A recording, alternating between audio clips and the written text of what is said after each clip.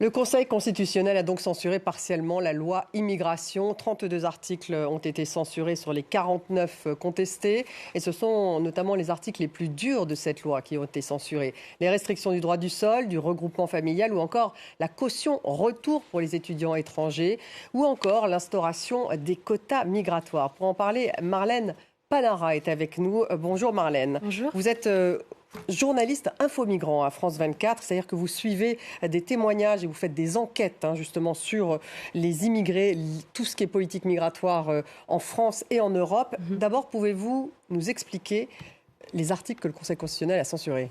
Alors, les sages se sont d'abord penchés sur ce qu'on appelle les cavaliers législatifs. Ce sont des dispositions qui n'ont pas de rapport d'un point de vue juridique avec l'objectif de ce projet de loi, qui est, on le rappelle, de contrôler l'immigration et d'améliorer l'intégration des étrangers en France.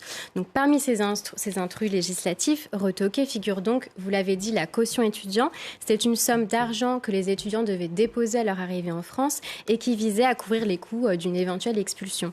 Les sages ont aussi rejeté ce qu'on appelle le délit de séjour irrégulier. C'était le fait d'avoir une amende après être entré irrégulièrement en France. Ce délit il avait été supprimé en 2012 sous François Hollande. Et puis également retoqué l'instauration de quotas migratoires fixés tous les ans par le Parlement.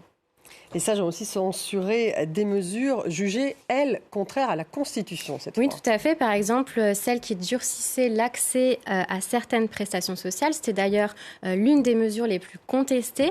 Elle imposait aux non-européens une durée de résidence minimale en France de 5 ans pour ceux qui ne travaillaient pas et de 30 mois pour les autres. Donc, d'après les ONG, cette mesure, elle consacrait ce qu'on appelle la préférence nationale, on le sait, chère à l'extrême droite en France. C'est donc une disposition très sévère pour les exilés, parce qu'elle les plongeait dans la plus grande précarité. D'ailleurs, une étude du collectif Service Public affirmait il y a deux semaines que si la loi avait été promulguée telle qu'elle, elle aurait plongé au moins 100 000 personnes, dont 30 000 enfants, dans la grande pauvreté. D'autres mesures encore qui avaient d'ailleurs entraîné une polémique et d'ailleurs ne figurent plus du tout dans le texte. Oui, ne figurent plus dans le texte les mesures de restriction du regroupement familial. Là aussi, ça avait été très polémique puisque la loi avait allongé la durée de résidence pour y prétendre de 18 à 24 mois.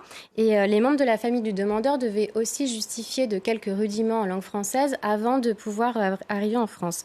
Donc, d'après les opposants de ce texte, ces exigences, elles constituaient ce qu'on appelle une violation du droit à une vie familiale normale, garantie par la Constitution. Et puis enfin, une des mesures les plus polémiques, c'était celle qui supprimait l'automaticité de la nationalité française à la majorité des enfants nés en France de parents étrangers. Celle-ci, elle avait particulièrement choqué parce qu'elle revenait sur un droit qu'on pensait jusqu'ici incontestable, le droit du sol.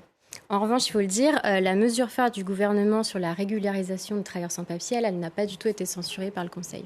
La rédaction d'Infomigrants, donc la rédaction à laquelle vous appartenez à France 24. Au sein de cette rédaction, vous avez pu parler justement, échanger avec des exilés sur justement cette censure du Conseil constitutionnel. Quelles ont été les réactions ?